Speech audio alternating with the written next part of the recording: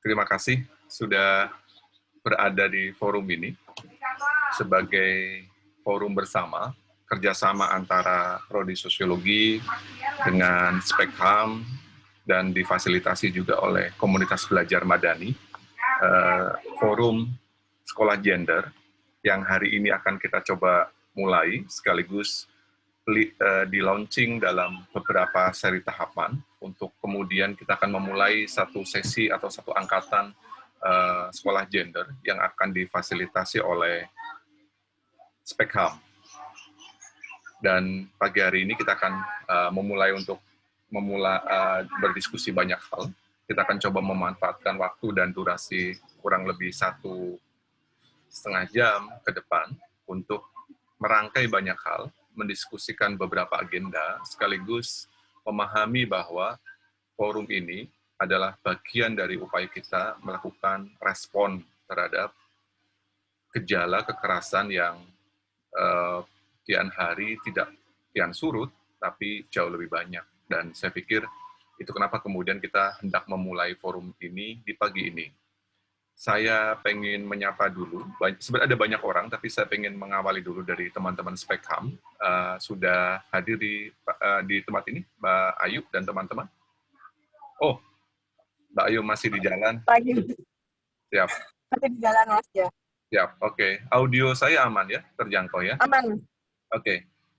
Mbak Lisa, tadi saya sudah reklaim untuk jadi co-host dan untuk bisa memfasilitasi juga di sesi pagi hari ini. Terima kasih. Mas Akbar sudah terkoneksi dengan tempat dan audio yang aman kah? Sampun, masih terkoneksi. Ya, bentar. Saya sedang cari parkir untuk bisa ikut ngobrol sedikit. Betul. Terima kasih. 5 menit ada. Siap, Ji. Saya masih menunggu Pak Argyo dan teman-teman yang lain untuk bisa bergabung dalam forum ini, pagi ini, untuk bisa bersama-sama melihat dan mendengar banyak hal, sekaligus bisa merespon dan merancang banyak hal pula. Oke. Sambil masih menunggu beberapa yang lain, saya pikir... Mas Ramdan. Hai Mbak Pika, terima kasih sudah bergabung. Selamat pagi semuanya. Ya, dari Nau. Siap. Dan sebelum nanti kemudian kita hari ini merancang sekolah gender, kita akan juga membuat beberapa follow-up sekolah forum-forum tematik dengan teman-teman di kelompok masyarakat sipil di Kota Solo, sehingga kita akan membicarakan banyak hal, mendiskusikan banyak hal, mengafirmasi isu-isu masyarakat sipil secara kolektif, baik dalam konteks akademik maupun praksis, tapi pada saat bersamaan juga kita punya kebutuhan untuk menautkan isu-isu anak muda, isu-isu kelompok masyarakat sipil dengan dunia pendidikan, dengan konteks di mana hari ini kita berhadapan dengan sebuah generasi yang sangat akrab dan intens dengan teknologi, dan saya pikir proses ini akan mengawali beberapa rangkaian, setidaknya kita bisa rancang sampai Desember di akhir tahun 2021. Tapi untuk menuju ke sana, ada banyak agenda yang akan coba kita follow up bareng-bareng sebagai rangkaian dari kegiatan pada pagi hari ini. Mungkin sebagai awal, sambil menunggu teman-teman untuk menyesuaikan diri, saya pikir saya tadi mengawali forum ini dengan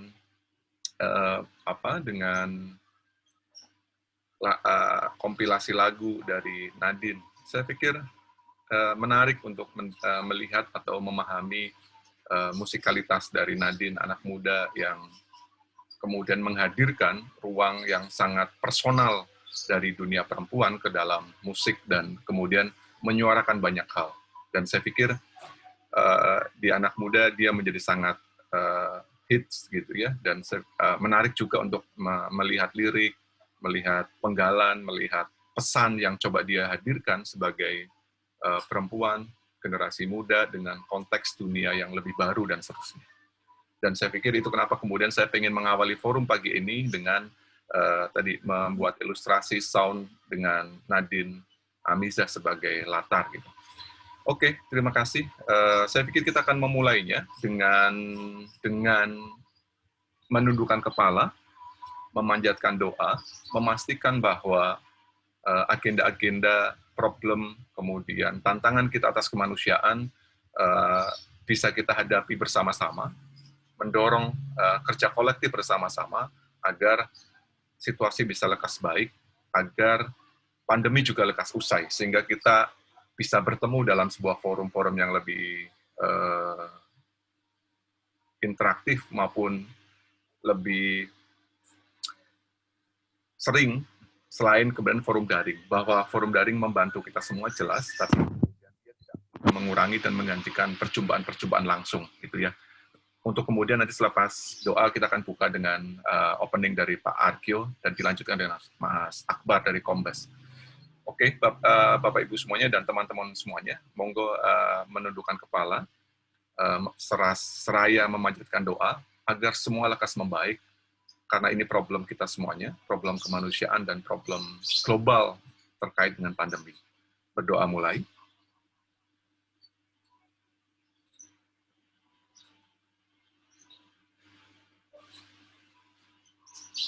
Selesai. Terima kasih. Kita akan buka forum hari ini dengan sambutan dari Prodi Sosiologi, sudah bergabung di forum Pak Argyo Dimartoto. Semoga Pak Argyo, silakan. Baik, terima kasih Mas Ramdon atas waktunya. Oke, selamat pagi dan salam sejahtera ya untuk kita semua. Saya mengucapkan terima kasih sekali atas sambutannya untuk rilis sekolah gender. Saya lihat banyak yang bergabung ya. Ada rekan-rekan dari NGO, dari Civitas Akademika, ada dosen, ada mahasiswa, aktivis, dan lain sebagainya. Karena apa? Karena ini merupakan salah satu responsivitas dari program studi sosiologi yang bekerja sama dengan teman-teman dari NGO atau kelompok masyarakat sipil, organisasi masyarakat sipil yang banyak bertaburan di sekitar kita, ya, seperti bunga. Tetapi ada kalanya juga mereka tidak responsif dan bisa memecahkan masalah-masalah kemanusiaan, masalah-masalah lingkungan, perempuan, kesehatan, pendidikan, agama, dan lain sebagainya. Dan ini satu tantangan dan peluang bagi kita semua untuk unjuk gigi ke masyarakat. Ya, kita harus bisa menyelesaikan masalah-masalah, apalagi masalah-masalah yang terkait dengan perempuan.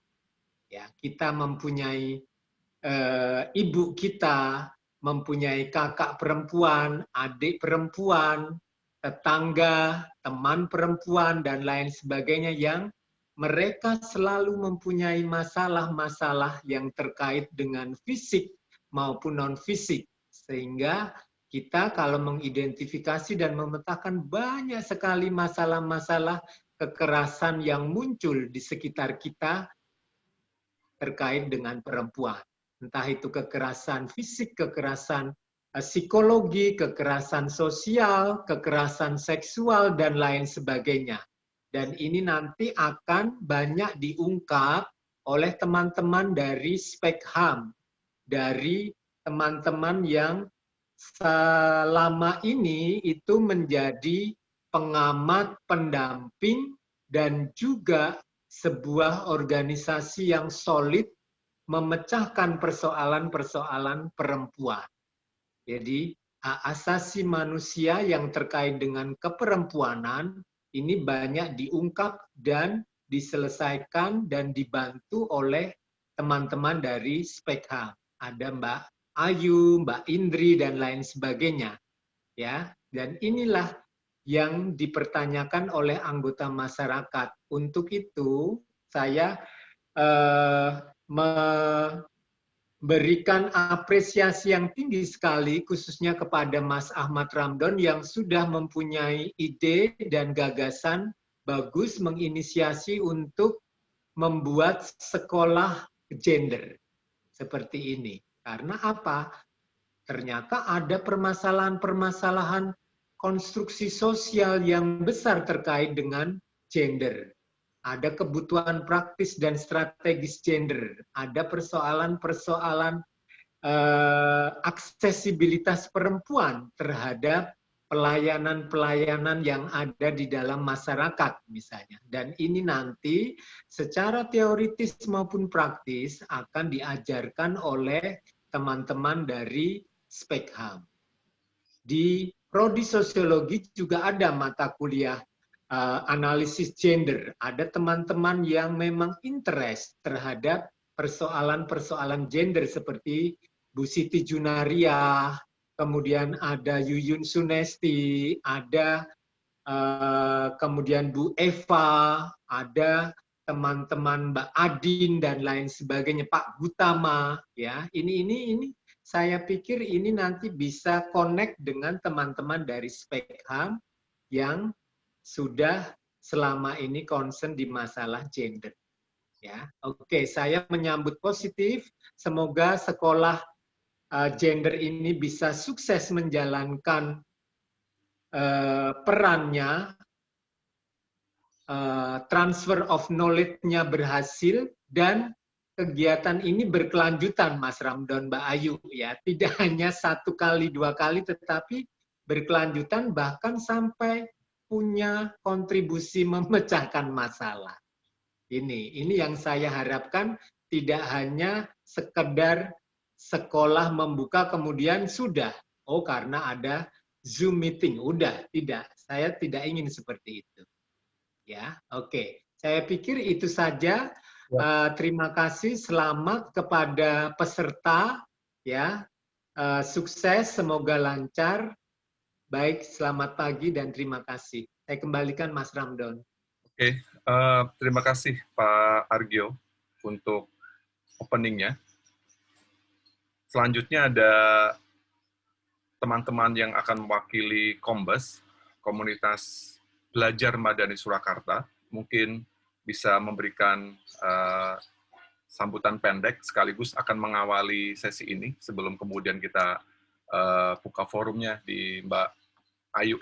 Silakan Mas Akbar. Terima kasih Mas Ramdan. Assalamualaikum warahmatullahi wabarakatuh. Assalamualaikum warahmatullahi wabarakatuh. Salam damai sejahtera. Semoga kita selalu dalam lindungan Allah Subhanahu wa Ta'ala. Salam sehat dan saya sangat senang. Barangkali saya termasuk yang bersama Pak Argyo yang paling bahagia hari ini, pagi ini. Ngatan nggih Pak Argyo aja. Kita ini peristiwa sejarah Mas Ramdan. Terima kasih Mas Ramdan, Pak Argyo yang telah memungkinkan kegiatan ini dengan pertama kali mendukung Mbak Ayu dan kawan-kawan untuk ada kuliah gender hari ini online. Dan ini akan menjadi, saya percaya dan yakin bahwa ini akan menjadi awal dari satu rencana perubahan begitu ya. Jadi kalau tadi Pak Argyo sudah mulai, saya sedikit menyambung saja bahwa kami ngobrol dulu dengan yang aktivis niki Mas Ramdan. Jadi ada yang sering kelupaan di aktivis NGO bahwa karena sudah tekun dengan isu-isu yang ada di kantor, kayak misalnya Spekham yang sudah dengan isu perempuan, Kompib dengan isu masyarakat marginal dan monitoring institusi publik, kemudian kakak mungkin yang anak dan seterusnya. Kita sangat tekun di situ dan itu tentu saja sangat baik, tetapi kita perlu self positioning gitu ya kira-kira. Jadi kalau kita frame dalam bingkai yang lebih besar, sejatinya setiap dari kita itu adalah petugas ide. Jadi kalau kita membaca Al-Quran, itu kita petugas ide Al-Quran. Kalau kita membaca Injil, kita petugas ide yang ada di Injil. Kalau kita beraktivis civil society, kantor kita itu namanya Civil Society Organization, sebetulnya kita sedang menjadi petugas ide masyarakat sipil. Nah, kalau kantor-kantor ini terajut, ada Spekham, Kompib, KK, interaksi luar biasa, ini sebetulnya mosaik itu akan menggambarkan bagaimana tataran ini dibangun dengan kesadaran kewargaan masyarakat sipil. Nah, ini akan menjadi kekuatan yang lebih besar seandainya kita bisa berkumpul seperti ini lebih sering. Yep. Kalau saya boleh elaborate sedikit, ada tiga tahapan yang mungkin kita perlukan untuk sampai ke Pak Argio tadi, ketika ada sampai ada hasilnya, sampai ada perubahan sosial begitu ya. Jadi pertama kita berpartisipasi, ya kita aktif di forum-forum seperti ini. Kemudian dengan forum seperti ini kita saling berbagi pengetahuan, maka itu akan menjadi kekuatan.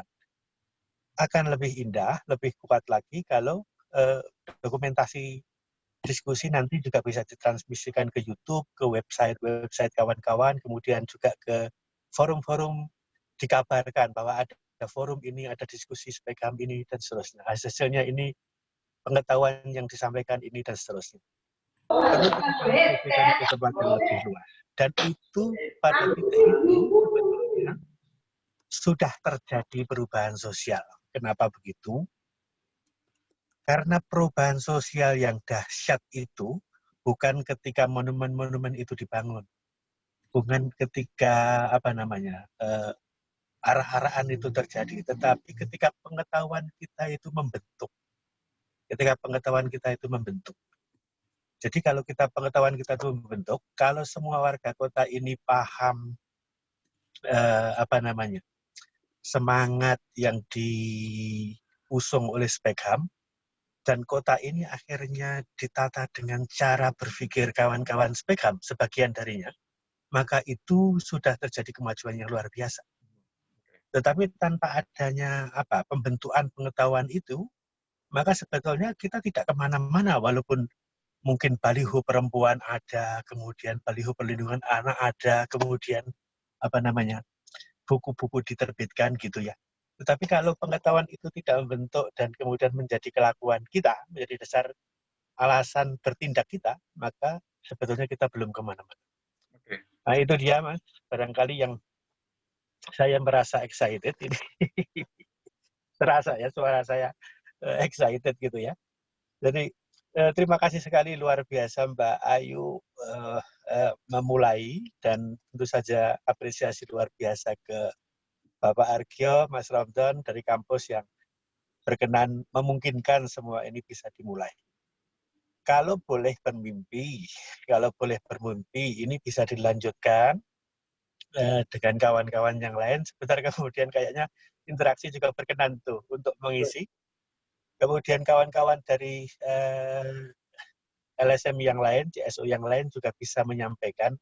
Sebetulnya juga tidak selalu soal isu, bisa juga soal metode yang ahli PAR misalnya, bisa mendiseminasikan tentang participatory action research dan seterusnya. Yang ahli resolusi konflik, metode resolusi konflik juga bisa di-sharingkan. Saya sedang membayangkan, jika ini bisa dilanjutkan dan dirangkai dari semacam seminar ini, kemudian akan berkembang menjadi materi-materi kurikulum, syukur bagi kita bisa punya kampus civil society yang kita bisa menjadi penyebar semangat, penyebar empati meluas dari Solo ke Indonesia. Mohon dimaafkan kalau ada kekurangannya. Terima kasih, selamat berdiskusi. Ini luar biasa. Terima kasih Mas Ramdan. Silakan dilanjutkan. Terima kasih Mas Akbar yang mewakili teman-teman dari komunitas belajar Madani, platform masyarakat sipil di Surakarta yang beraliansi dan sedang merancang beragam upaya mengaktifasi kembali isu-isu masyarakat sipil secara lebih luas.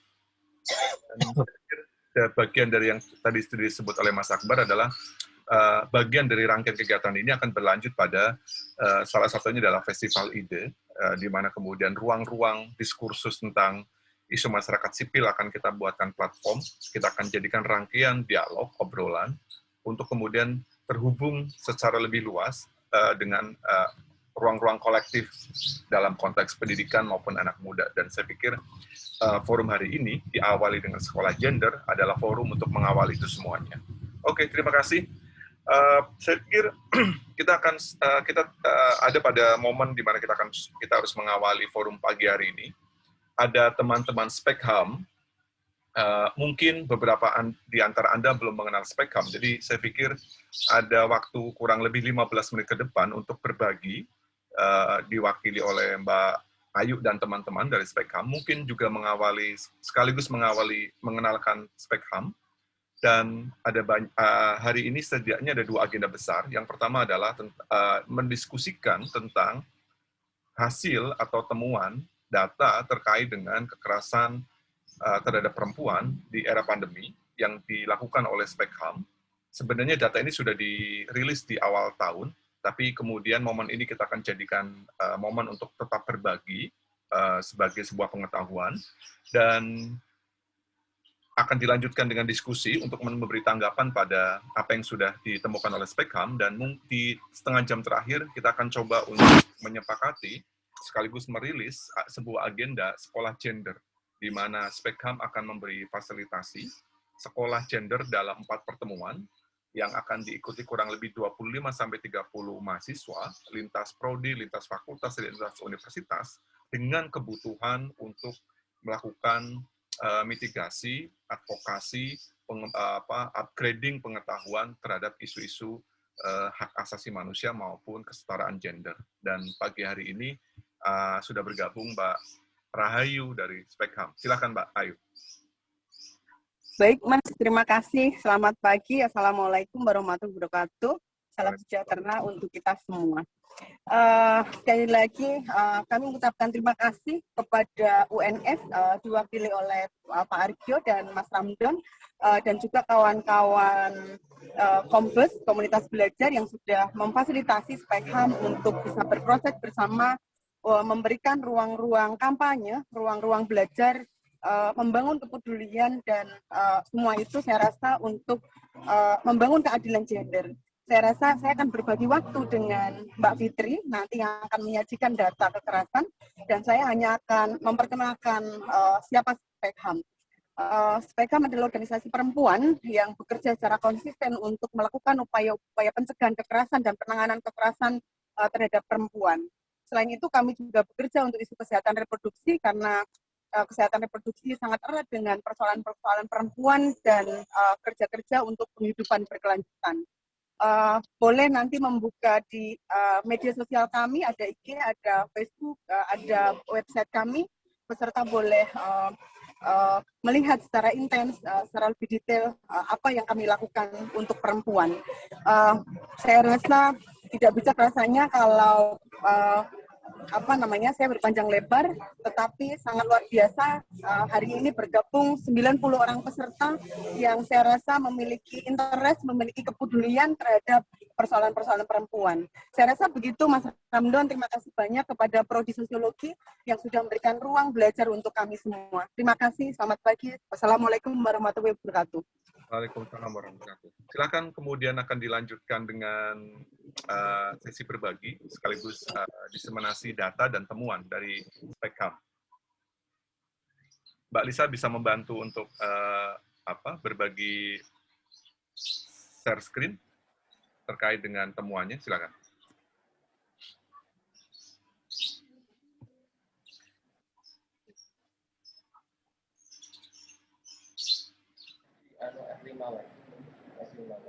Ya, selamat siang semua. Suara saya kedengaran ya? Kedengaran. Mbak Ayu Oke, bisa buka dulu visual videonya biar semua juga bisa. Oh iya, oke. Siap. Halo, semua sudah kelihatan kah? Belum ya. Maaf, belum start ternyata.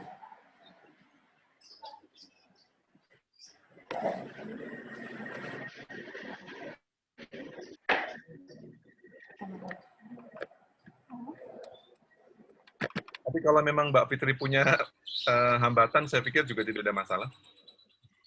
Ini kayaknya kamera di visinya agak bermasalah, betul. Silakan begitu. Mbak Fitri, kita Ya. manfaatkan 10-15 menit. Ya. Oke. Ini sambil santai aja ya. Silahkan siapkan dulu minum-minum begitu, biar kemudian sambil santai bisa kita mendiskusikan. Kelihatan ya. Nah, itu lebih aman. Maaf, lebih aman. Maaf lagi. Sepertinya koneksi di kamera kami, begitu. Maklum, sudah aus ini. Ya.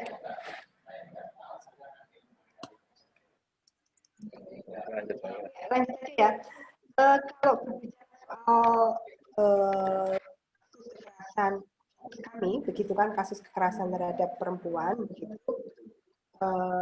Ini memang baru sebagian kecil ya dari apa yang terjadi atau fenomena yang terjadi di kota Surakarta atau Karisidenan Surakarta. Seperti yang tadi disampaikan bahwasanya ini baru sebatas ini sih sebenarnya kita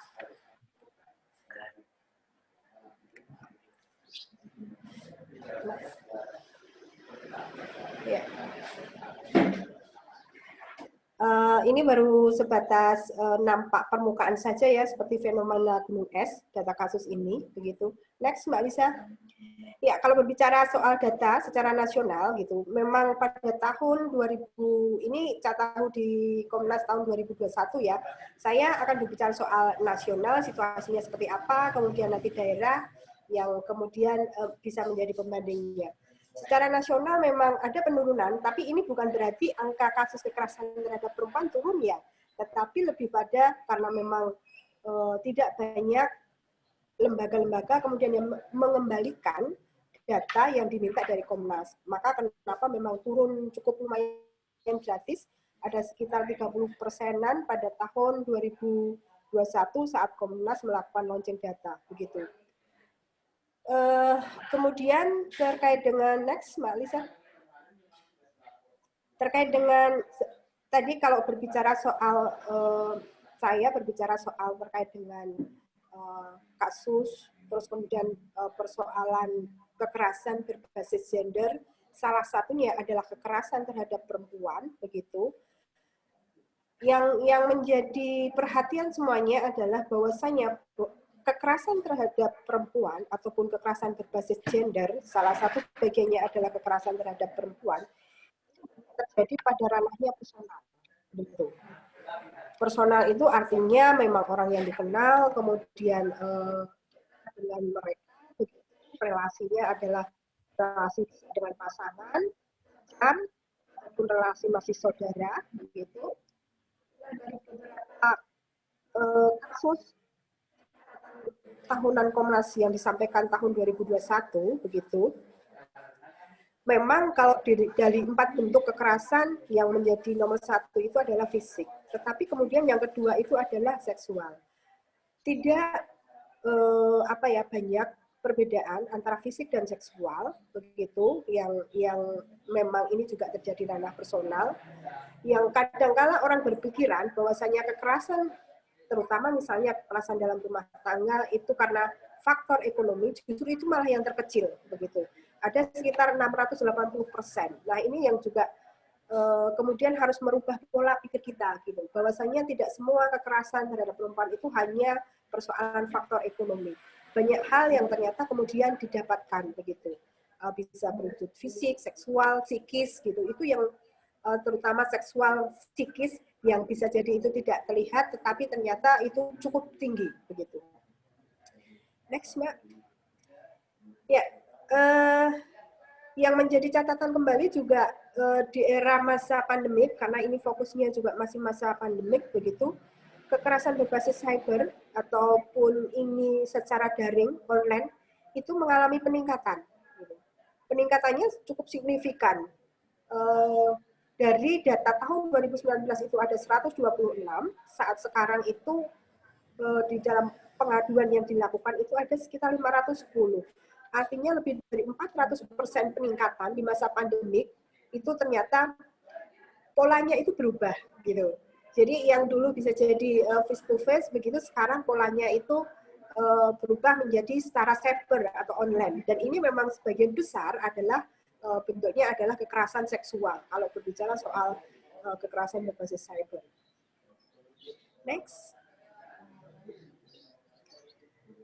Kalau ini terkait dengan data kasus secara Jawa Tengah begitu ya. Dari data Simponi Kemen PP di tahun 2019 dan di tahun 2020 memang ada peningkatan walaupun tidak begitu signifikan, tetapi memang prosesnya itu cenderung meningkat. Data kasus yang dicatatkan oleh Simponi Kemen PP. Ini juga harus menjadi perhatian bahwasanya memang tadi saya sampaikan kekerasan terhadap perempuan itu ternyata fenomena gunung es yang berani menyampaikan bisa jadi hanya nampak kecil begitu kan, tetapi ternyata dari tahun ke tahun itu jumlahnya semakin meningkat, tidak semakin menurun. Nah, ini yang kemudian harus menjadi perhatian kita semua. Ada apa sih sebenarnya yang terjadi gitu, dan apa sih sebenarnya yang bisa kita lakukan setidaknya untuk meminimalisir ke depannya begitu. Next, Mbak.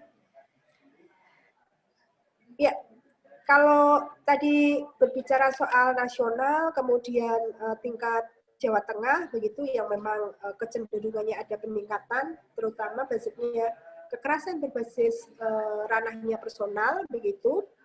Nah, sekarang berbicara lengkap yang kecil gitu di wilayah Surakarta sendiri. Ini data kasus yang kemudian melakukan pengaduan di Spekham. Pada saat pandemik begitu bisa dilihat datanya di bulan Maret mulai gitu ya, Februari Maret begitu kan, April Mei sampai sampai bulan Juli, di mana itu adalah tahun-tahun awal di tahun 2019 adanya masa pandemik. Ternyata data kasus yang masuk ke Spekham yang biasanya hanya 3, 4, 5 itu naik 100% gitu. Bisa jadi dalam sebulan itu ada 10, ada 11, ada 12 begitu, setidaknya berarti seminggu itu ada 3 atau 4 kasus begitu yang melakukan pelaporan. Nah, ini yang kemudian ini tadi saya sampaikan itu baru kecil di Spekham saja gitu, belum dengan lembaga-lembaga lain yang kemudian melakukan penanganan. Jadi artinya dari lingkungan kecil saja dalam durasi 1 bulan itu ada sekitar 10-12 kasus, ya secara otomatis hampir setiap hari begitu kan. Hampir setiap hari itu ada kasus kekerasan terhadap perempuan. Baru 4 atau 5 itu yang berani melapor. Tidak tahulah entah yang keberapa itu tidak berani melakukan pelaporan. Next. Ini yang tadi saya sampaikan, kecenderungan angka kasus itu dari tahun ke tahun itu semakin meningkat. Ada jumlah peningkatannya itu cukup signifikan gitu kan, dari tahun itu ada sekitar 10-20 kasus. Artinya memang karena memang banyak yang mengakses, orang banyak semakin paham, tetapi setidaknya juga ternyata memang kasus kekerasan terhadap perempuan itu masih tinggi. Begitu.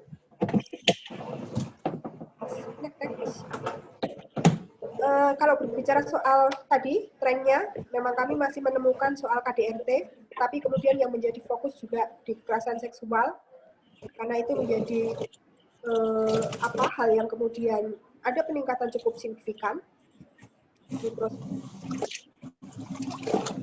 Next.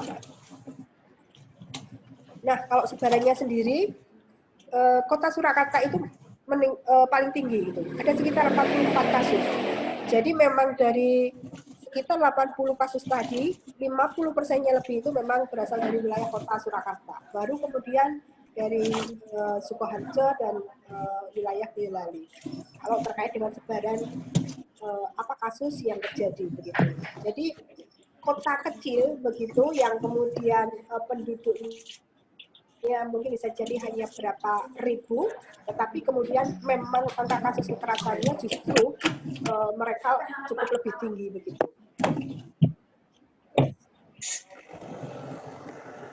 Kalau bentuk-bentuknya tadi saya sampaikan, tadi yang menjadi catatan bahwasanya ekonomi itu kadangkala orang ya, kalau berbicara soal misalnya apa sih terjadi persoalan kekerasan, ya itu karena memang adanya faktor ekonomi lah gitu. Dan ternyata apa yang kami dapatkan itu justru berbalik gitu. Kalau terjadi kekerasan ekonomi itu baru sekitar 30%-nya, tapi ada persoalan-persoalan lain misalnya terkait dengan persoalan kekerasan psikis begitu, kekerasan seksual ataupun penelantaran yang kemudian mereka malah jadi cukup tinggi menjadi alasan mereka gitu. Jadi bisa jadi karena ekonomi itu memang perempuan kadang-kadang bisa mampu membantu begitu, itu kadang-kadang tidak menjadi persoalan, misalnya situasinya memang terjadi persoalan dalam ekonomi. Tetapi kalau sudah terjadi persoalan kekerasan psikologis gitu, seksual, kemudian penelantaran, secara otomatis kan meninggalkan rumah tangga begitu ya, ini yang menjadi kemudian alasan mereka melakukan pelaporan. Gitu. Ini yang juga harus menjadi perhatian kita secara bersama.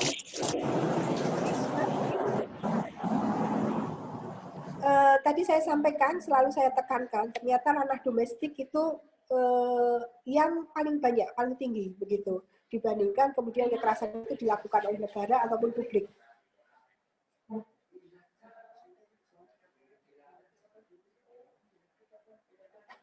Ya.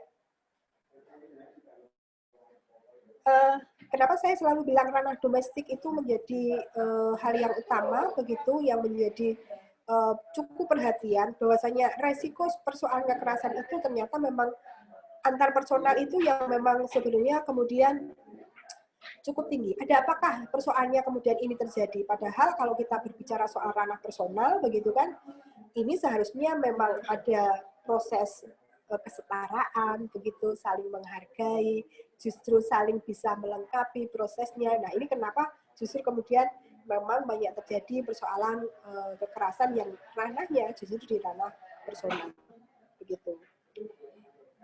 Kalau melihat jenis pekerjaan begitu, dan perlu saya sampaikan, ternyata memang yang bekerja itu memang lebih banyak gitu. Kalau berbicara soal tadi faktor ekonomi, ini berarti secara otomatis kan lepas. Ternyata yang memiliki pekerjaan tetap begitu kan, kemudian ranahnya pegawai negeri, bisa jadi seorang TNI pun gitu, ternyata memang ini ya juga bisa mengalami terkait dengan persoalan. Jadi jenis pekerjaan apapun ini bisa menjadi warning semua. Jenis pekerjaan apapun, situasi ekonomi seperti apapun, kondisi seperti apapun, ternyata kekerasan itu dekat dengan kita.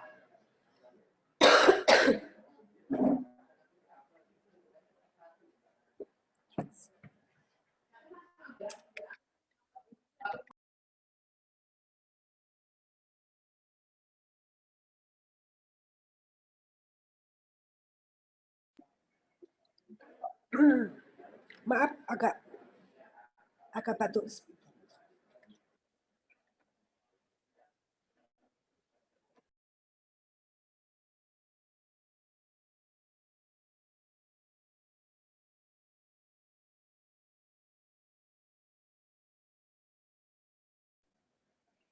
Melihat usia sendiri, memang lebih banyak usia produktif begitu ya. Jadi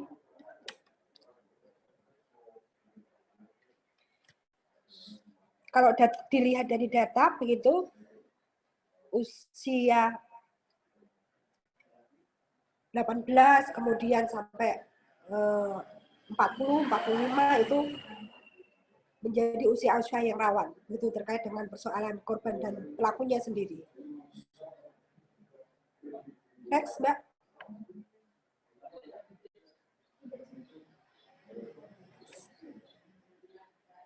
Next.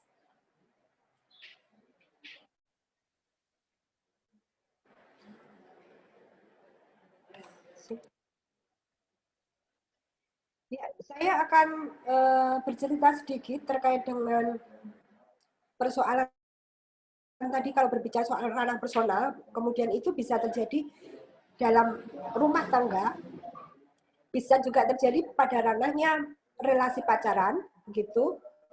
Bisa juga terjadi ranahnya dalam dunia kerja, bisa juga terjadi ranahnya itu di dunia institusi, bisa juga terjadi ranahnya itu di pendidikan atau perguruan tinggi ataupun di pondok pesantren ataupun situasi-situasi yang memang sebenarnya ada konteks relasi personal juga di dalamnya, begitu. Jadi saya sampaikan tadi bahwasanya ranah personal itu bukan hanya ini ya terjadi dalam rumah tangga saja, begitu. Tetapi ranah misalnya dalam konteks relasi pacaran, begitu, itu juga sebenarnya bagian dari ranah personal. Kemudian ranah misalnya antar anak didik, kemudian juga dengan murid misalnya, begitu, itu juga bagian dari ranah personal. Kalau berbicara soal tadi soal kekerasan terhadap perempuan dan fokusnya soal kekerasan seksual, begitu, yang cukup memprihatinkan dan saat sekarang cukup tinggi begitu ya angkanya. Ini pengalaman kami memang fokus yang terkait dengan akademisi ya. Memang tidak banyak yang kemudian melakukan pelaporan. Tetapi ini terjadi dan kami menerima begitu pengaduan di tahun 2017 dan 2014 maupun yang terbaru adalah tahun 2021 begitu. Tadi saya sampaikan ternyata begitu kan relasi yang tidak setara antar personal, terus kemudian ada relasi kuasa di antara relasi yang ada begitu, kemudian ini bisa menjadi salah satu faktor terkait dengan persoalan kekerasan terhadap perempuan. Saat-saat terjadi bimbingan gitu, mereka persiapan untuk saat skripsi. Nah ini kan sangat ada interaksi yang sangat personal. Artinya memang saat misalnya mereka konsultasi, begitu kan, konseling, ada interaksi-interaksi yang memang bisa dilakukan itu tidak hanya di kampus, tapi juga di luar kampus. Nah, kalau memang tidak ada relasi yang setara di dalamnya, bentuk-bentuk kekerasan terhadap perempuan karena adanya relasi yang timpang tadi itu akan sangat dekat, begitu, dan bisa dilakukan. Ini yang kemudian berdampak kami mendapat pengaduan ada kekerasan seksual yang terjadi hingga hamil, begitu. Mohon maaf. Kemudian juga terjadi antar mahasiswa sendiri. Di tahun 2014 dan juga ini terjadi di dalam kampus begitu. Yang kemudian juga menjadi perhatian.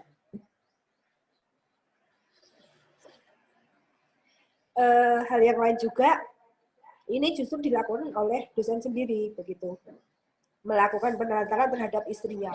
Mohon maaf saya agak kurang fit ini batuk-batuk dan flu gitu, jadi agak tidak nyaman suara saya begitu ya. Next, lanjut Mbak.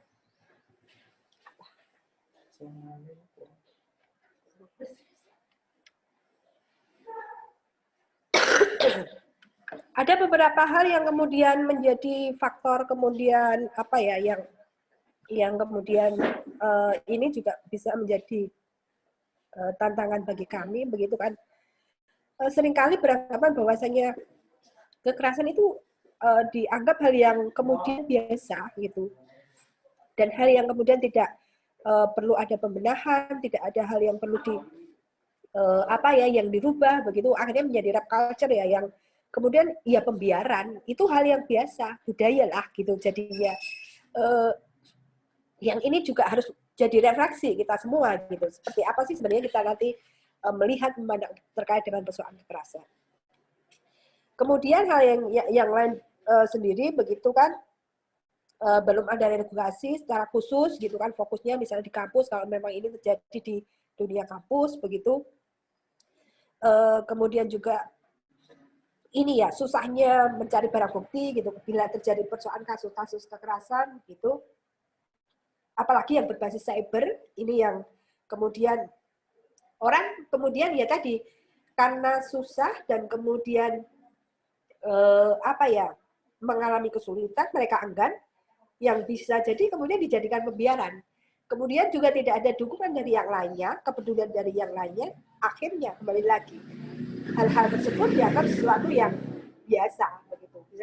Bisa jadi ya wajar lah misalnya seorang perempuan itu mendapatkan kekerasan karena memang misalnya kekerasan seksual gitu, memang karena dia lemah, kemudian suka menggoda atau kata-kata lain yang kemudian itu juga menjadi bagian juga yang bisa berdampak.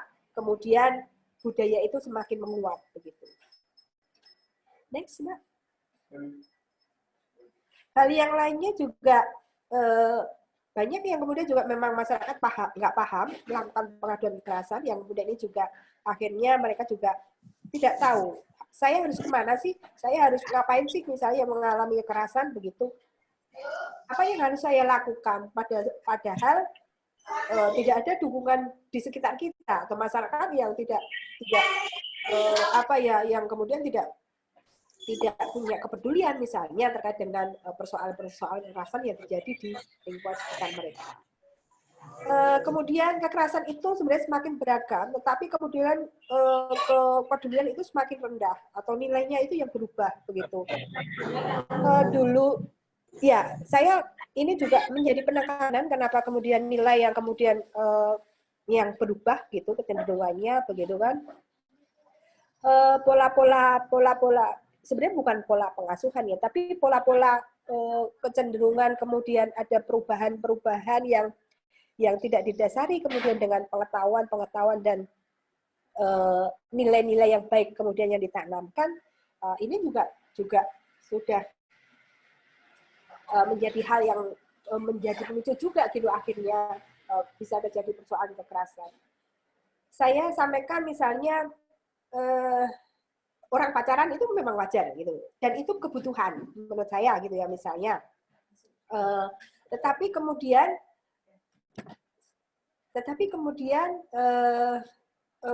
berpacaran yang sehat itu seperti apa dan bagaimana situasinya seperti apa itu kemudian tidak menjadi nilai yang kemudian dijadikan patokan utamanya dulu gitu sebelum kemudian terkait dengan hal-hal yang lain. Itu hanya sebagian salah satu contoh dalam proses-proses perkembangan saat sekarang begitu. Hal yang lainnya juga kecenderungan terhegemoni pada sosok idola begitu. Ini kan ya salah satu fenomenanya kemarin misalnya soal makanan gitu ya. Ada ikonnya siapa yang kemudian itu orang-orang berbondong-bondong dan tidak paham gitu. Kemudian apakah itu sebuah bagian kebutuhan saya harus membeli atau tidak gitu.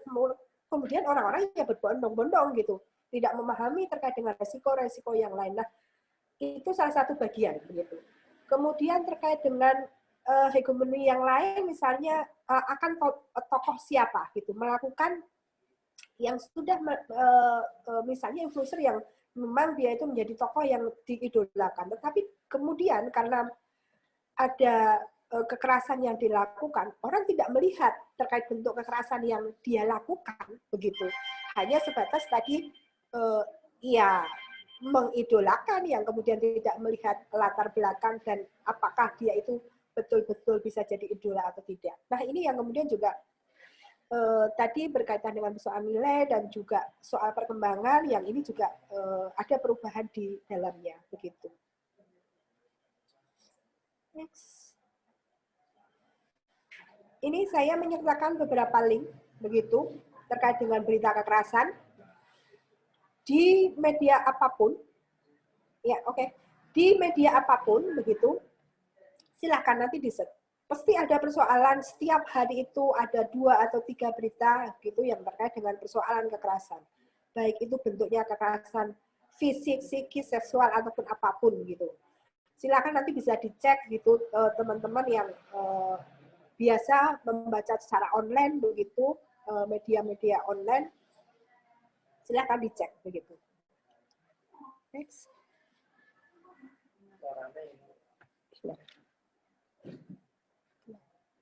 Next.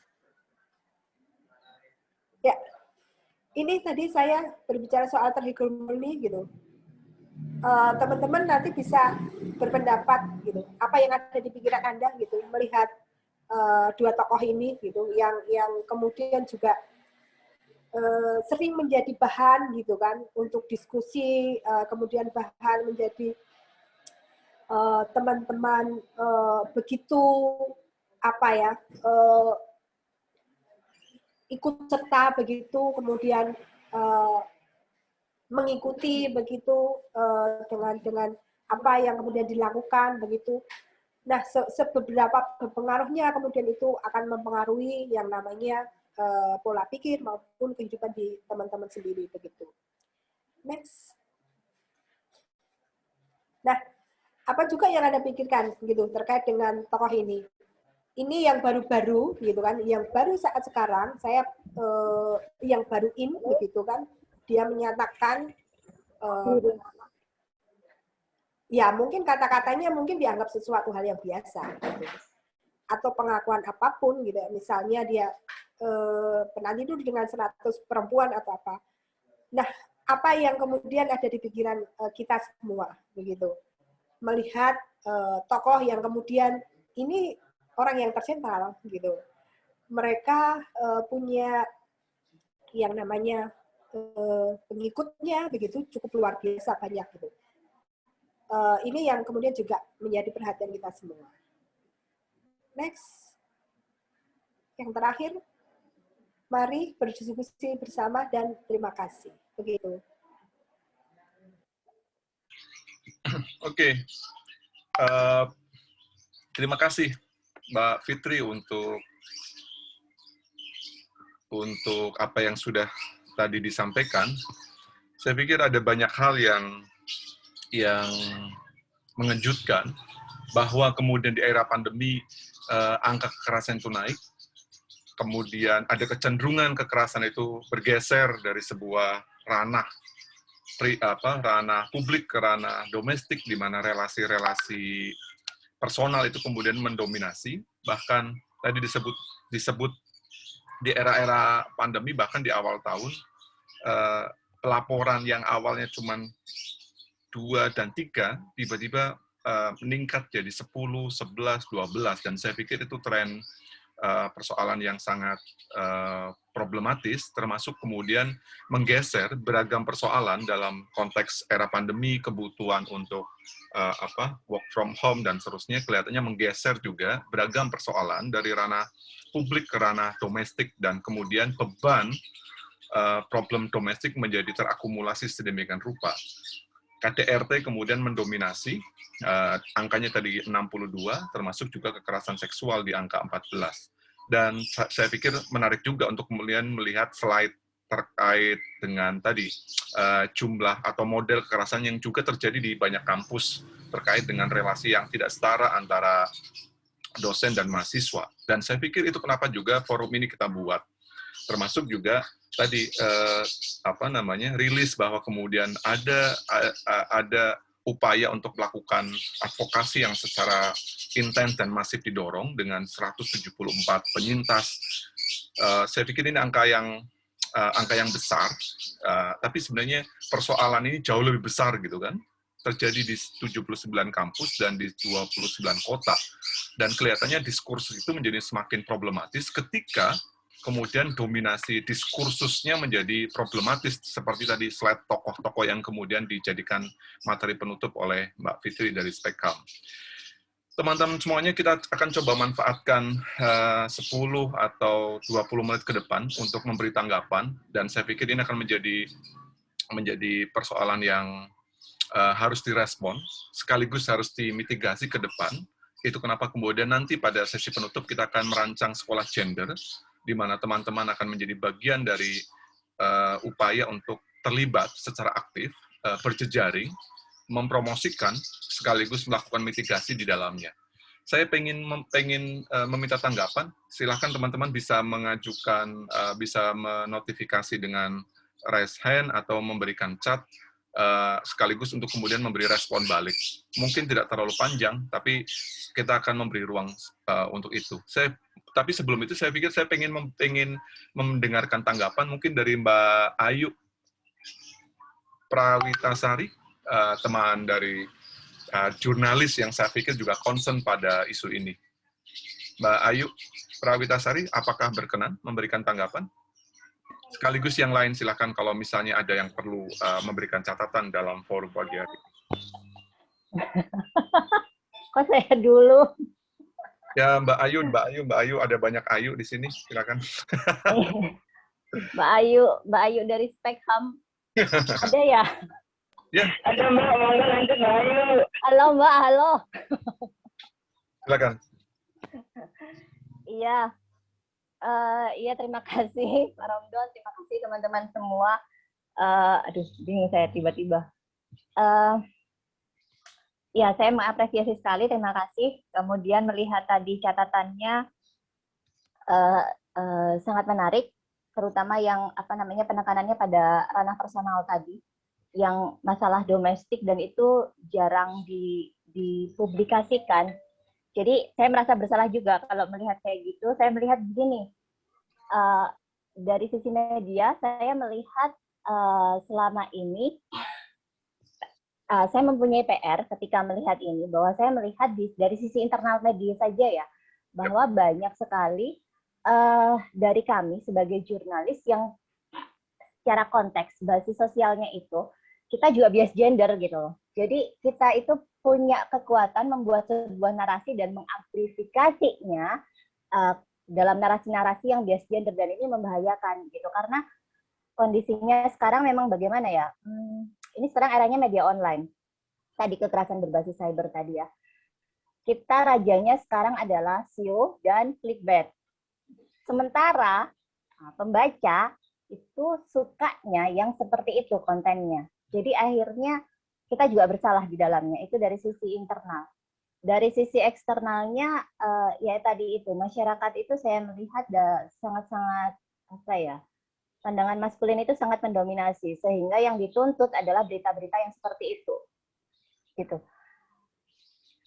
Ini menjadi PR bagi saya, dan saya memang harus banyak belajar dalam di ruang-ruang yang seperti ini, bagaimana para jurnalis seperti saya dan teman-teman saya bisa membuat sebuah narasi rekonstruksi yang tidak bias gender, yang harus utamakan gender, yang mempromosikan kesetaraan. Jadi jangan sampai ini lebih banyak konten-konten yang ternyata merugikan para perempuan sendiri. Nah, itu yang jadi PR saya, yaitu introspeksi ya. Gitu aja sih, Pak. Terima kasih. Oke, makasih Mbak Ayu. Jadi pertanyaannya tadi kenapa Mbak Ayu yang diminta ya? Karena saya butuh mendengar itu. Itu sudah pengakuan itu.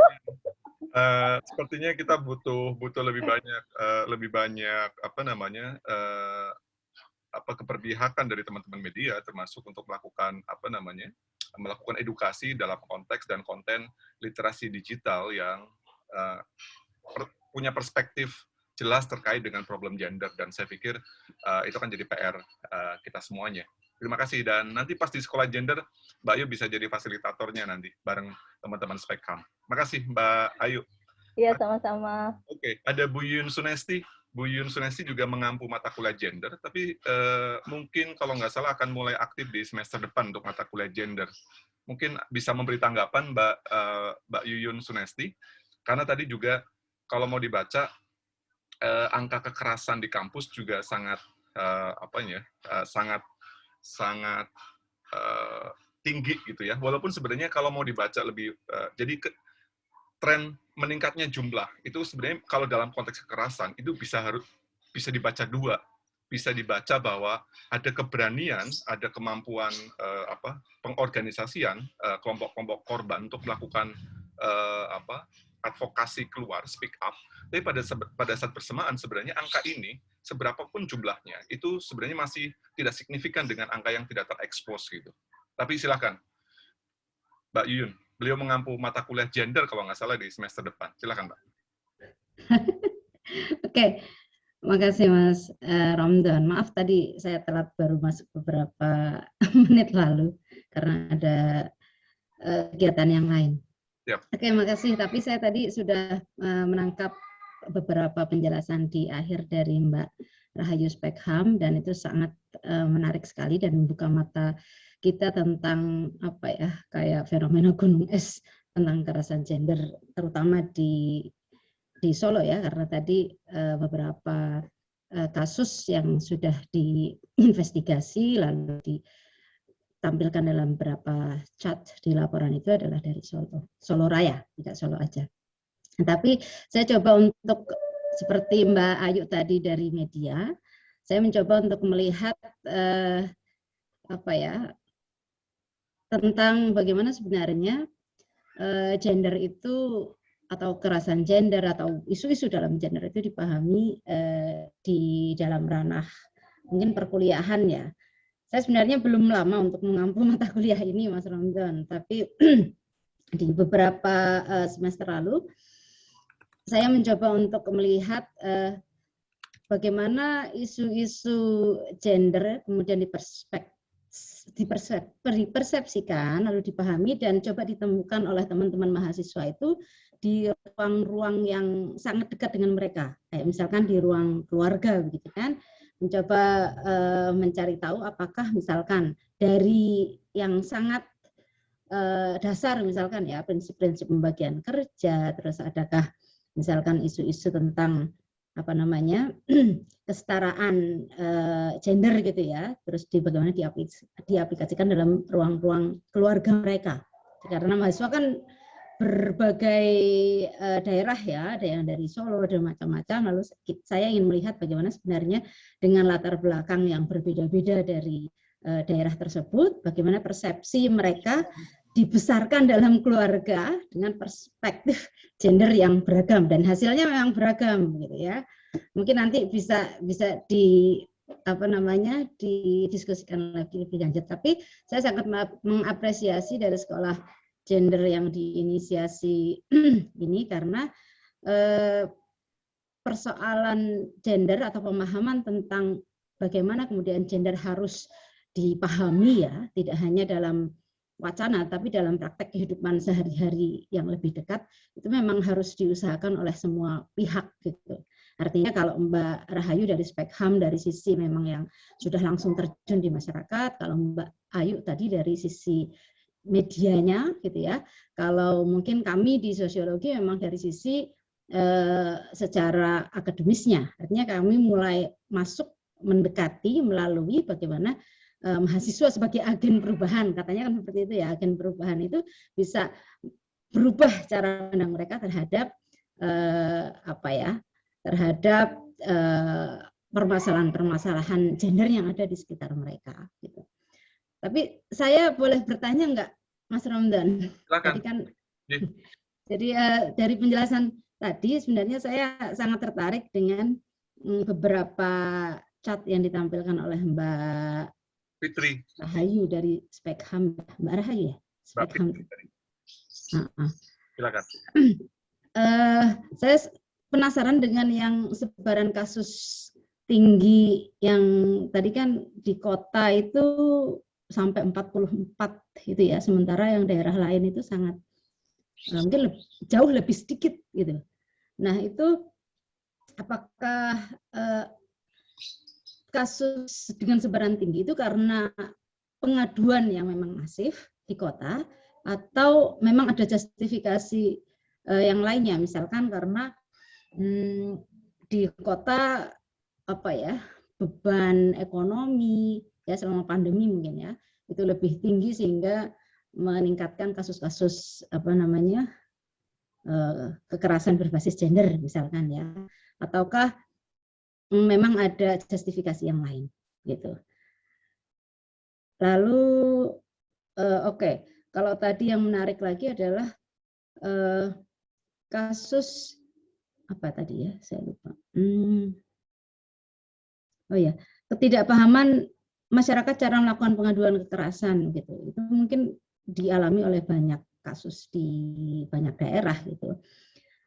Bagaimana sebenarnya angka yang kemudian masuk dalam laporan organisasi masyarakat atau LSM atau NGO yang menangani kasus-kasus kekerasan itu memang masih jauh dari angka yang sebenarnya.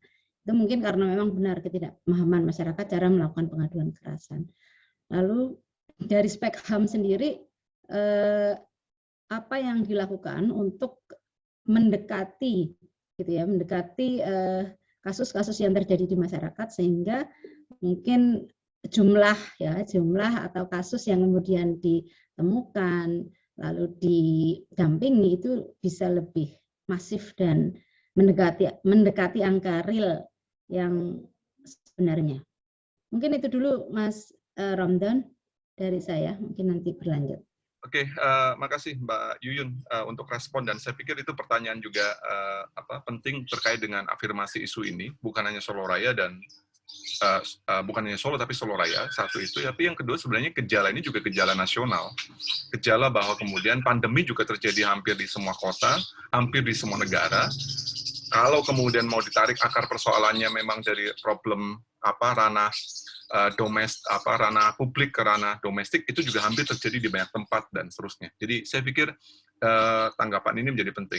Oke, teman-teman, sekiranya ada chat, ada komentar, silakan di chat. Kalaupun kemudian ada tanggapan, silakan ditunjukkan raise hand, dan kemudian di link juga sudah dibagikan isian daftar hadir, silakan. Untuk kemudian kita akan menjadi media korespondensi kita untuk memasuki sesi berikutnya. Akan ada 4 kelas paralel untuk sekolah gender difasilitasi oleh Spekham, dan saya pikir Mbak Ayu, Mbak Lisa, Mbak Fitri, saya pikir kita bisa hari ini juga bisa sepakat menambah fasilitatornya juga. Ada Mbak Ayu dari media, Bu Yuyun dari kampus, dan saya pikir ini akan menjadi kerja kolektif yang lebih intens ke depan gitu ya. Itu sih, saya pikir.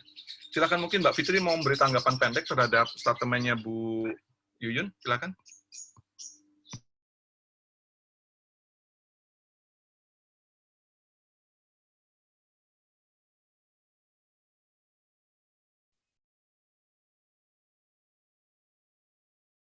Mbak Fitri atau Mbak Ayu Spekham, ada tanggapan, respon balik?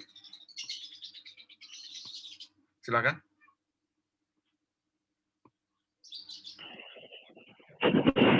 Ya.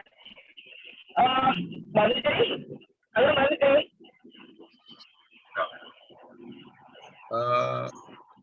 Mbak Fitri bisa menanggapi dulu, Mbak Fitri? Iya, suara saya kedengaran? Siap. Oke. Ya.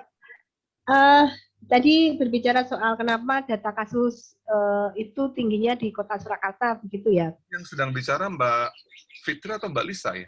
Fitri, tapi pakai Lisa karena kita mendekatan. Pakai Lisa. Tadi audiens kita, iya audiens. Oke, siap. Silakan Mbak. Yes. Silakan. Ya, karena memang tadi ya, ini Fitri ini, ya, kalau tadi berbicara soal data kasus, kemudian itu memang tinggi yang ada di Kota Surakarta. Suara saya kedengaran kah? Aman. Oh, aman, oke. Ada yang protes karena nggak aman. Oke, ini Ibu, memang karena bisa jadi kan, karena kita lokasinya itu lembaga kami, gitu kan, ada di Kota Surakarta. Jadi orang sudah familiar begitu di luar dari wilayah Kota Surakarta, gitu kan, yang salah satu gitu nilai plusnya gitu. Kemudian terkait dengan hal yang lain, kalau berbicara soal tadi angka kasus kekerasan yang ada di Kota Surakarta itu tadi berbicara soal kasus itu saya sampaikan memang itu sebenarnya kayak titik akumulasi begitu. Dari semua data 44 kasus tadi begitu lebih dari 5 tahun. Ada yang sampai 20 tahun. Ada yang sampai 30 tahun dalam relasinya begitu. Jadi kalaupun yang baru misalnya baru 2 tahun, 3 tahun itu tidak banyak, tetapi lebih yang memang usia ataupun ranah personalnya lebih dari 20 tahun, kemudian 25 tahun, itu yang melakukan pelaporan ke kami, begitu. Jadi memang 44 itu adalah data real, dan kemudian memang tidak hanya melakukan pengaduan saja, atau mereka melakukan pelaporan, tetapi kami melakukan pendampingan Artinya pendampingan itu tidak hanya pendampingan hukum gitu, karena memang sebagai titik akumulasi biasanya mereka tidak mengadukan ke kepolisian ya, tapi lebih baik bercerailah begitu. Nah itu kami juga mendampingi di pengadilan gitu atau hukumnya, tetapi juga pendampingan secara tadi psikologis dan juga kemudian pendampingan secara psikososial begitu, itu kita lakukan dengan upaya-upaya mediasi yang menjadi dasarnya begitu. Kalau berbicara soal apa yang kita lakukan gitu, yang harus menjadi catatan sebenarnya pemerintah itu kan sebenarnya punya tanggung jawab begitu, tanggung jawab bagaimana mereka harus melakukan penanganan kasus kekerasan terhadap perempuan maupun anak begitu. Mereka sudah ditunjuk, ada kelembagaannya begitu, harus punya kebijakan atau regulasi yang kemudian juga mendukung mereka untuk melakukan penanganan, karena mandatnya undang-undangnya itu sudah jelas begitu kan. Undang-undang PKDRT misalnya salah satunya begitu, mereka harus membentuk layanan yang namanya pos pelayanan terpadu, dan sebenarnya di Kota Surakarta sendiri sebenarnya juga sudah ada. Tetapi yang juga menjadi perhatian, kenapa kemudian layanan-layanan di pemerintah itu justru tidak familiar. Justru kami yang kemudian sebagai lembaga swadaya masyarakat begitu, ini mereka lebih banyak suka yang mengadu. Ini yang juga harus menjadi catatan perhatian. Kemudian upaya-upaya yang lain tadi selain mendorong ataupun melakukan advokasi biar layanan pemerintah itu tetap jalan dan sesuai yang apa yang dilakukan, tetapi juga kami juga melakukan sosialisasi begitu di beberapa wilayah yang memang rentan atau resikonya cukup tinggi terkait dengan adanya persoalan kekerasan. Kemudian hal yang lain kita bekerja sama dengan beberapa radio gitu untuk melakukan siaran radio, mengkampanyekan terkait dengan isu-isu perempuan. Ada beberapa radio, salah satunya juga pernah dengan Solo Pos, RLI, begitu, Radio Gapuro dan beberapa. Nah, kalau memang ada media-media, misalnya radio kampus, memang ada kebutuhan untuk itu pun sebenarnya kami juga tidak menjadi soal misalnya bekerja sama gitu. Artinya ruang-ruang sekecil apapun kita manfaatkan, misalnya di luar dari misalnya tadi lewat siaran gitu, kampanye-kampanye lewat media-media yang kita miliki, itu bagian-bagian kemudian kita mengkampanyekan terkait dengan stop kekerasan terhadap perempuan. Itu mungkin Bu yang bisa saya sampaikan. Terkait dengan literasi, media dan seterusnya, selain radio, apa yang bisa Mbak Fitri lagi bayangkan skema kolaborasi kita dengan teman-teman jurnalis misalnya sebagai kolaborasi kerja kolektif gitu? Ya, sebenarnya mereka itu kan ujung tombak yang sangat luar biasa ya untuk memberikan informasi begitu. Apa tulisan mereka itu kan setajam silat. Kalau lidah sih saya nggak sepakat ya, tapi sebenarnya tulisan mereka itu setajam silat gitu. Sebenarnya mereka yang sebenarnya bisa membongkar gitu. Jadi semacam misalnya ke depan kalau bisa melakukan kerjasama, misalnya seperti membuka ruang-ruang misalnya untuk media itu menjadi tempat curhat gitu kan, atau tempat testimoni seseorang gitu untuk menyampaikan persoalan kekerasan, dan ini bisa menjadi semacam edukasi yang lain. Nah, ini sebenarnya juga bisa menjadi salah satu alternatif misalnya nanti ke depan bisa dilakukan begitu. Jadi mereka kan lebih luas begitu, kemudian agennya juga lebih luas begitu, dan sebenarnya mereka juga lebih dipercaya begitu untuk bagaimana menarik atau merespon masyarakat secara luas gitu kan, yang lebih umum juga, bagaimana persoalan-persoalan yang terjadi di sekeliling mereka begitu. Siap. Oke, makasih Mbak Fitri.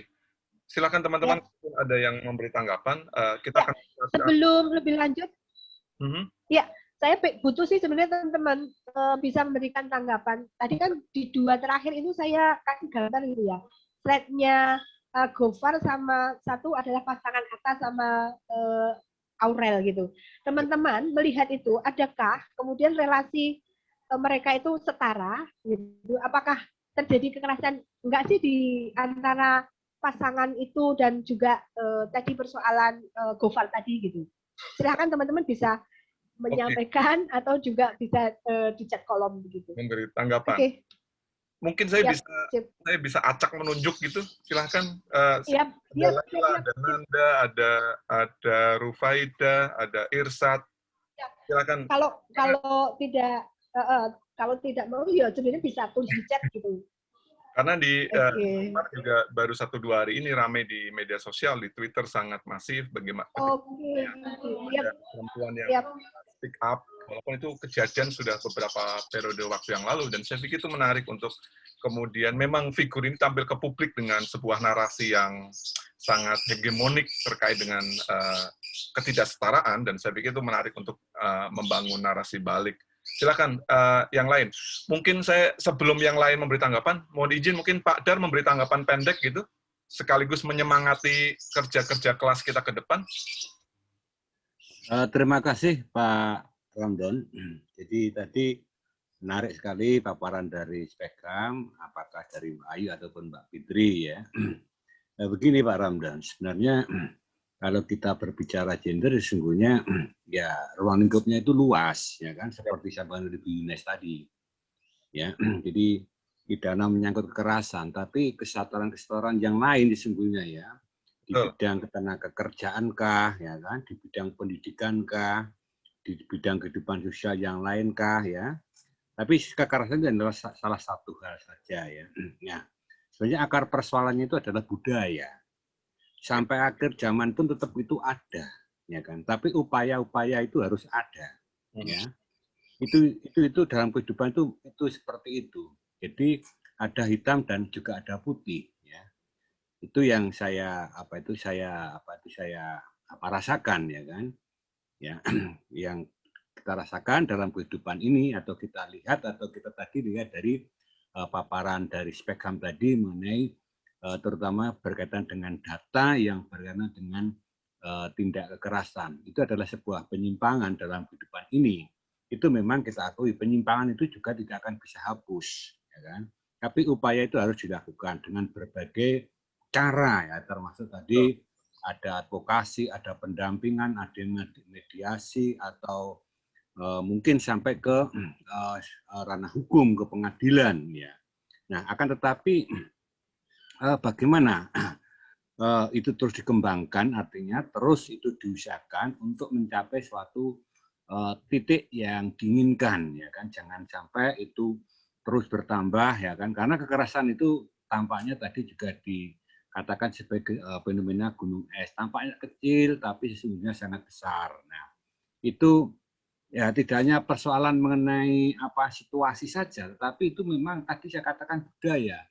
Ya kalau situasi pandemi, ternyata suatu pandemi katanya orang kesulitan ekonomi, tapi di warung-warung makan, rumah makan, itu penuh berjejal, orang belanja di mal dan sebagainya. Oke. Itu jadi menjadi hal yang sangat jadi bias, itu pikiran kita itu ternyata orang mengatakan kesulitan, tapi nyatanya nggak kesulitan, itu praktek ya. Itu praktek. Maka dari itu tentu yang ditekankan adalah sesungguhnya praktek jangan sampai terjadi tindak kekerasan. Itu jangan sampai terulang dengan berbagai metodenya.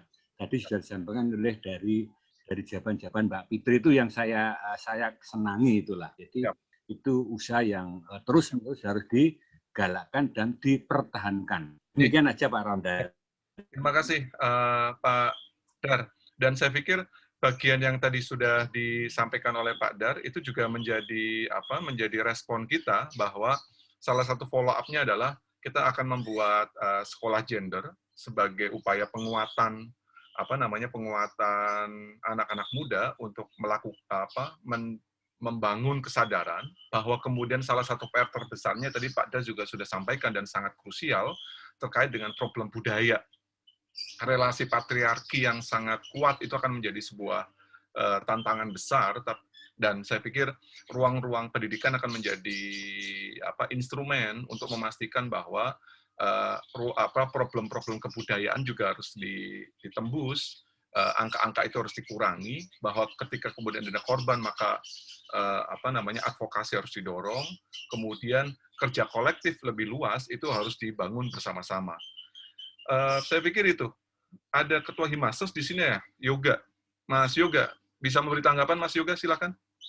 Sekaligus kemudian ini akan jadi entry point untuk kita bisa merancang kelas sekolah gender dalam beberapa pertemuan ke depan, difasilitasi oleh Spekham, kemudian melibatkan banyak pihak untuk bisa bergabung di dalamnya sebagai upaya mitigasi ke depan. Ada Yoga Catur, silakan. Yoga? Ya, sebenarnya mohon maaf Pak, karena saat ini saya ada ini kurang memperhatikan dari awal gitu Pak. Jadi isu yang diangkat kurang tahu sedikit tentang apa gitu Pak. Mungkin bisa ada sedikit pengulangan dikit gitu. Oke, kita lewati berarti. Ada yang lain silakan. Saya boleh masuk, Mas Ramdan? Mbak Ayu, silakan Mbak.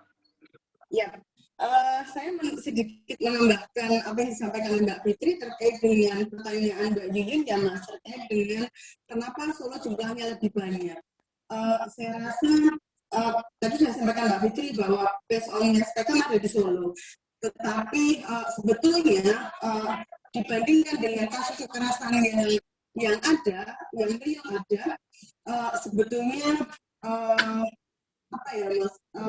Kasus yang ditangani oleh Spekham itu tidak seberapa dibandingkan kasus yang sebetulnya ada. Dan kita perlu tahu juga bahwa PT PAS selaku lembaga pengadaan layanan yang diselenggarakan oleh pemerintah yang merupakan representasi kehadiran negara di tahun 2020 hanya menangani 18 kasus. Ini artinya 44 kasus ditangani oleh Spekham warga Kota Surakarta ditambah 18 kasus tidak seberapa dibanding kasus yang sebetulnya terjadi. Karena angka gugat cerai perempuan di Kota Surakarta tinggi. Nah, ini artinya bahwa walaupun jumlahnya lebih banyak begitu ya Mas, perempuan yang ngadu ke Spekham dari Kota Surakarta, tetapi sebetulnya akses perempuan atas informasi layanan bantuan hukum itu masih sangat minim. Saya rasa itu menjadi tanggung jawab kita bersama bahwa di sini ada kawan-kawan media yang saya rasa bisa berpartisipasi untuk memberikan informasi kepada masyarakat umum bahwa ada representasi pemerintah yang di bawah koordinasi Dinas Pemberdayaan Perempuan di semua kabupaten kota. Dan itu harus diketahui oleh perempuan. Yep. Saya rasa ini menjadi PR kita bersama ya Mas, bahwa pada saat perempuan mengalami kekerasan, siapapun itu perempuan, apakah kekerasan pada relasi pacaran, kemudian mengalami kehamilan tidak diinginkan, mengalami persoalan perkosaan, kemudian kekerasan di rumah tangga, perempuan tidak kebingungan mencari bantuan, mencari informasi untuk mendapatkan layanan dan bantuan hukum. Dan saya sedikit menambahkan bahwa bantuan hukum yang diberikan oleh Spekham free. Kami tidak memungut biaya Rp1 pun dari proses bantuan hukum yang kami berikan. Mulai dari 2 orang pendamping kasus, kemudian 2 orang lawyer, proses mulai dari awal konsultasi awal sampai kemudian membuat gugatan sampai putusan pengadilan akan kami dampingi secara berkualitas, secara baik, dan juga tidak ada pungutan biaya. Saya rasa begitu Mas Ramdan yang bisa saya tambahkan dari apa yang disampaikan Mbak Fitri. Mbak Ayu, mungkin saya pikir sekalian kemudian kita manfaatkan terakhir di sesi hari ini untuk rilis sekolah gender yang kita coba kolaborasi. Mungkin Mbak Ayu bisa harus memulai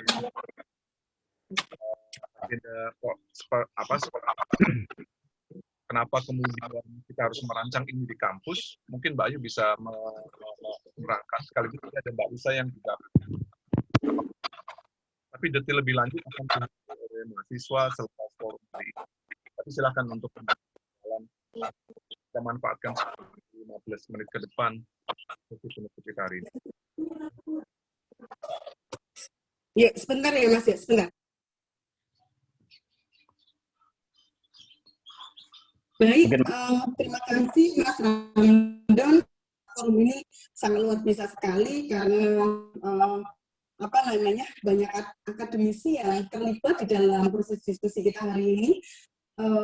Dan kenapa kami Spekham di bawah koordinasi komunitas belajar yang diinisiasi oleh Kompip mengkonsolidasikan lebih dari 10 NGO di Kota Surakarta untuk melakukan kerja-kerja strategis terkait dengan isu masing-masing.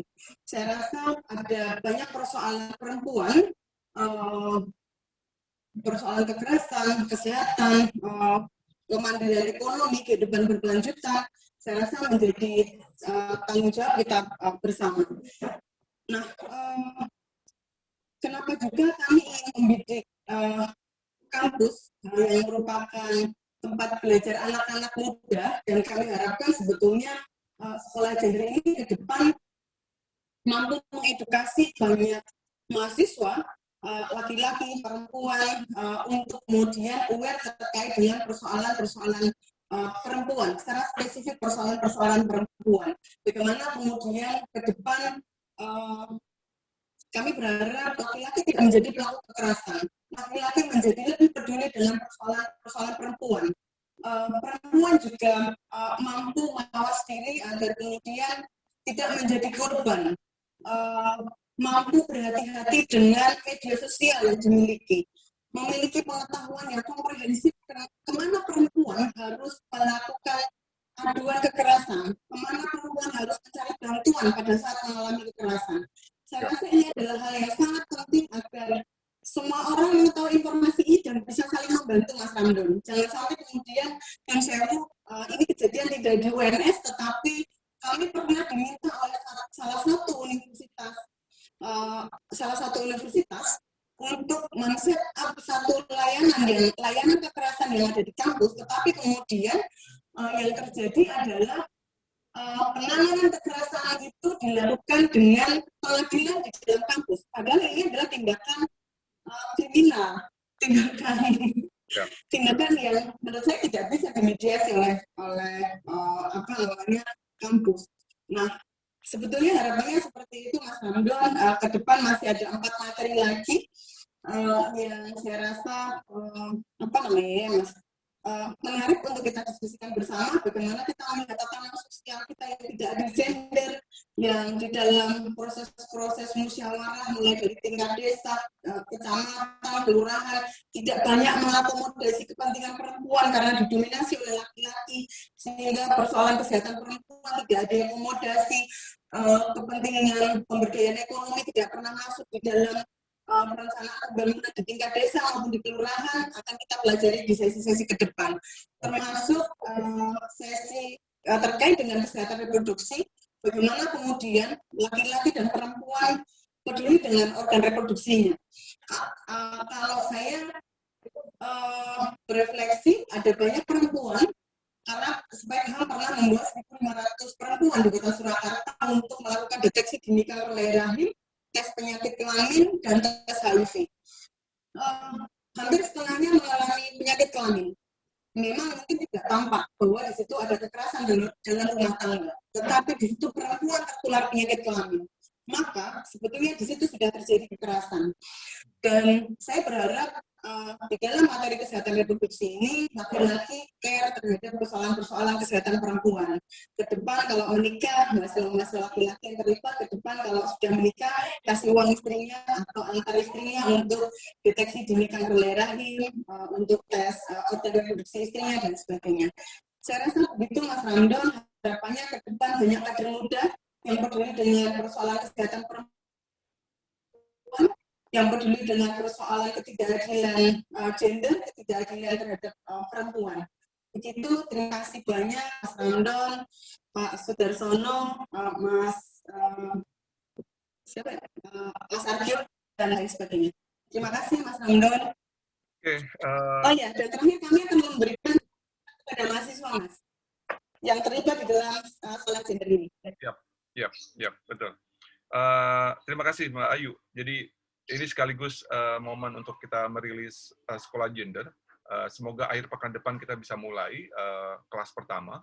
Ada 4 kelas yang kemudian akan kita buat dalam durasi terbatas dengan jumlah peserta terbatas untuk kemudian nanti akan dikelola oleh teman-teman mahasiswa di sosiologi untuk registrasi dan seterusnya, dan semuanya akan disiapkan materi dan fasilitasi termasuk sertifikat di bagian akhir. Saya pikir upaya paling awal menjadi upaya kita untuk memastikan ada mitigasi, ada kesadaran baru, termasuk juga bukan hanya terkait dengan relasi dosen mahasiswa, tapi terkait dengan relasi sesama mahasiswa. Dan saya pikir ini menjadi krusial kenapa kita lakukan di bulan Juni, karena karena kita akan juga menghadapi gelombang kedatangan mahasiswa di bulan Agustus. Akan ada banyak ribuan, mungkin angkanya sekitar 10.000 mahasiswa baru di UNS di bulan Agustus, dan saya pikir ruang-ruang untuk menginisiasi forum awal, menjadikan teman-teman menjadi agen, paralegal, mempromosikan isu kesetaraan, mempromosikan hak asasi manusia akan menjadi momen yang coba kita rancang di sekolah gender kolaborasi prodi sosiologi dengan teman-teman di Spek Hub. Saya pikir itu momen yang coba kita hadirkan di hari ini. Untuk kelanjutan detailnya akan dikoordinir oleh teman-teman mahasiswa di sosiologi, mungkin ada Yoga, ada Ayu dan teman-teman yang akan membuatkan forum, registrasi, dan seterusnya. Dan mungkin hari ini belum bisa kita share secara teknis, tapi akan kita follow up bareng-bareng. Saya pikir itu, terima kasih untuk teman-teman Spekham dan Bapak Ibu yang juga sudah hadir, dan teman-teman mahasiswa pada pagi hari ini. Hari ini ada jadi momen untuk kita memulai menghadirkan diskursus, kemudian pengalaman, jejaring baru, kerja-kerja kolektif dengan kampus, dengan masyarakat sipil secara lebih luas, difasilitasi oleh komunitas madani, aliansi NGO yang mendorong ruang-ruang dialog dan partisipasi isu masyarakat sipil bersama stakeholder. Jadi terima kasih untuk semua yang sudah hadir pada pagi hari ini. Dan momen ini mungkin kita tutup dengan foto bersama. Sekiranya berkenan untuk menampilkan video, gambar kehadiran teman-teman semuanya pada sesi hari ini. Saya ucapkan terima kasih dan kita akan jadikan ini momen bersama, momen awal untuk mengawali kerja kolektif ke depan bersama-sama. Oke, mohon izin saya mengambil gambar dari visual di laptop saya. Saya hitung angka 1, 2, 3. Saya ulang, 1, 2, 3. Slide berikutnya. 1, 2, 3. Thank you, terima kasih buat semuanya. Kita akan segera rilis dan informasikan lebih lanjut ke agenda sekolah gender. Agenda ini sebenarnya bukan hanya untuk mahasiswa sosiologi, dia terbuka untuk umum, dan kita akan adakan selama beberapa tahapan dan beberapa gelombang untuk memastikan bahwa teman-teman aktif menjadi bagian dari upaya mencegah, memitigasi kekerasan terhadap perempuan, dimanapun dan oleh siapapun.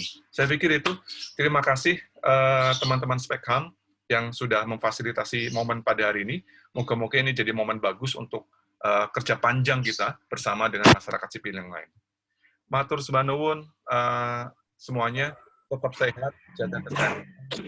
Moga-moga kita bertemu di touring yang memungkinkan di semester ini.